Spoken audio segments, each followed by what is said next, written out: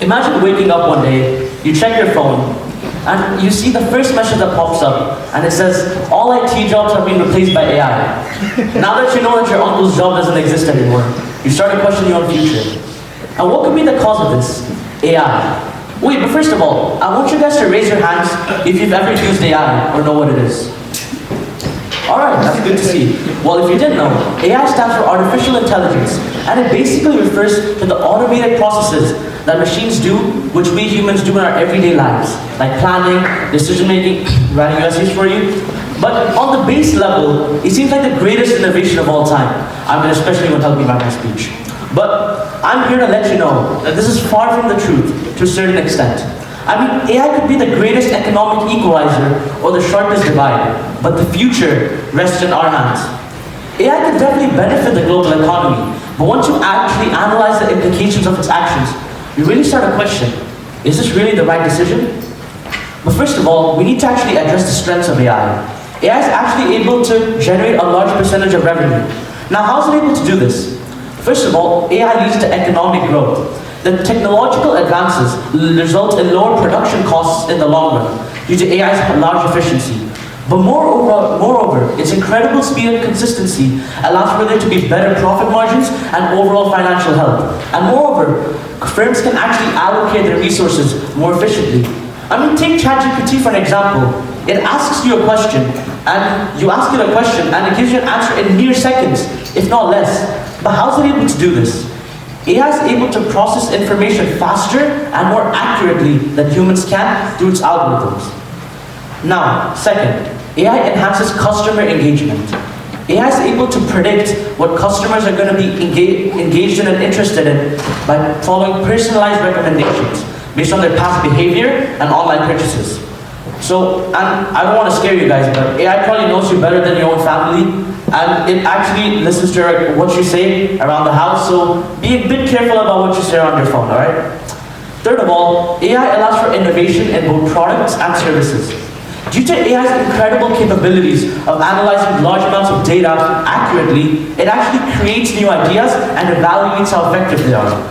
Now, what this does, it allows firms to have a new take on their business, and it separates them from their competitors. But now, I need to explain that although AI is very beneficial, its efficiency even surpasses humans. Now, we can see this through this PPC diagram, but wait. If you guys don't know what a PPC diagram is, it's a production possibilities curve. So in simple words, it tells you how efficiency changes when you switch from producing one good to another. So right now, we can just see an example. We can see that we're using more farmers than robots, a form of AI-based technology. But now firms know that they want to maximize efficiency, right? So they start to use more robots. But now you start to produce from point B to point A. And now in this case, you'll be using less farmers. But that actually results in farmers being let go. This unemployment rate can actually be seen to this labor market diagram. We can see that the supply curve is upward sloping. And what this actually represents is the number of people that are actually in need of those labor-based professions. But if you also notice, the labor demand curve is downward sloping. And this is because firms actually don't demand manual labor a lot, because now they're relying on AI-based technology, right? But now, I'm going to talk a bit about a recession. A recession is when there's a small economic growth and there's a minimal economic output. And this was the case of the Great Recession from 2007 to 2009. But before I delve into the recession, I actually need to first explain how this affects the workers. Due to workers being let go, they'll have limited wages and salaries, which affects them because they won't even be able to pay for their basic necessities like food, water, shelter, etc. And this will actually result in the economy being slower, so it connects to recession. Now, AI-driven research had helped accelerate the COVID-19 vaccine development as well, and it reduced the amount of time it takes to create new drugs in this sector. And this shows that AI has led to economic growth and economic development. But what about sustainable development? Well, if you didn't know, sustainable development refers to meeting the needs of the present without compromising the needs of future generations to meet their own needs. And this is a problem I'll discuss a bit further. Moreover, the wealth gap and the revenue that AI is concentrated around is revolved around a few large tech monopolies like Google and Microsoft. And these firms actually dominate those profits. So now I can continue talking about the recession, now that that part's a bit clear. The Great Recession took place in 2007 to 2009. If you didn't know, there were sharp drops in international trade as well, and unemployment rates were on the rise. Economists, in fact, argue that this was a result of moral hazard. Don't worry, economists love using difficult vocabulary. In simple words, moral hazard is when one party takes risks, but it doesn't take the full cost of these risks, because the cost of these risks are borne by another party. Let me take an example. You buy a really expensive car. In the beginning, you're going to want to drive it a bit slow, right? Because you don't want to crash the car. It's going to be expensive. But now let's say you got insurance for the very same car. Now you're not going to be as safe with it because you know that even if you crash the car and it's your own doing, the risk you take, that risk is going to be borne by another party, which is the insurance. So you're probably going to drive the thing at 150 kilometers per hour because you're not going to care too much now. Now you can connect this back to the recession, because what happened is banks believed that they would be rescued, which resulted in them taking more risks, and hence causing the recession in 2008. But now think about it. What if we over-relied on AI? Moral hazard? Would history repeat itself?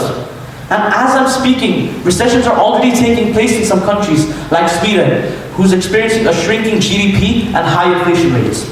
Now, this all makes sense. But the main question is, how is AI causing recession? Well, like I explained before, due to the decreased wages and salaries, firms can't pay for their own basic necessities, and this actually results in decreased economic output. And this actually causes the market to slow down. Second of all, AI's rapid progress actually is faster than the rate at which we can produce more jobs. If you guys remember, I mentioned that AI creates jobs within its own sector of technology, like programming.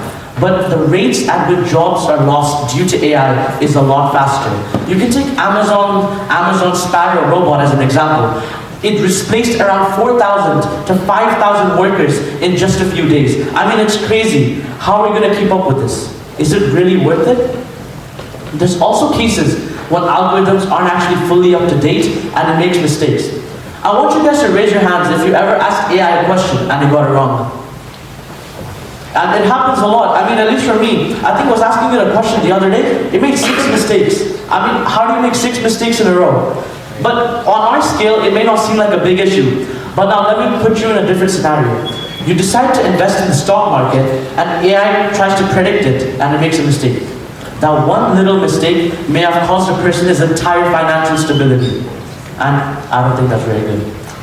But now, what can we do to tackle this recession? You need to reskill, and this can be achieved by training programs like IBM did. It's hard for a train driver to become a doctor in a few days. It requires time to have that geographical mobility. And you need to try to encourage consumers to actually purchase goods and services when the economy is slow. Now, China has been doing something really smart. It's been giving stimulus packages. In simple words, it's giving tax credits so people have more income security and are more confident in the market to spend their capital. Thirdly, AI can be used to address actual global issues to actually achieve sustainable development, which I'm coming back to now. For example, AI can be used in areas of low-income countries to speed up the process of faster and cheaper medical supplies. I mean, it all makes sense now, at least for me, and hopefully you guys, but why am I talking about all of this here to all of you? I see a wide variety of people here. I see students, I see teachers, I see people around college age, but first of all, to students and you young professionals out there, you need to prepare for an AI-centered market. I want you guys to close your eyes for a second and think about the highest paying jobs. A neurosurgeon, a businessman, etc., etc. Can AI do those jobs? Can AI do it so easily to the fact that you might not see those jobs in the next maybe 3-4 years? Developing nations and businesses need to ensure that AI benefits society as a whole and doesn't lead to wealth inequality. Now, wealth inequality is when a small proportion of an area contributes towards the overall economic health, whereas instead of the population as a whole. Thirdly, governments need to be smart with their regulations and minimize those risks caused by AI. So this includes hacking, deepfaking, surveillance, etc. So it's really important to be careful about the things you post on social media. And this brings AI ethics into consideration. These are the moral principles that are brought into consideration through the use of AI. An example is Google's AI principles, which bans AI for the use of weapons and surveillance. Now to conclude, I want you guys to think about a time where you could do something really simple. For example, doing chores, making a quick snack, but you didn't. Because you knew that someone else could do the same job a lot faster for you. Now, AI is a lot similar and can be connected to this area, because what happens is we are not ready to put in that effort, and instead we ask AI to do it. And this is a problem. Sometimes we need to put in the effort ourselves, because to be honest, our economy will soon reflect the AI that we create.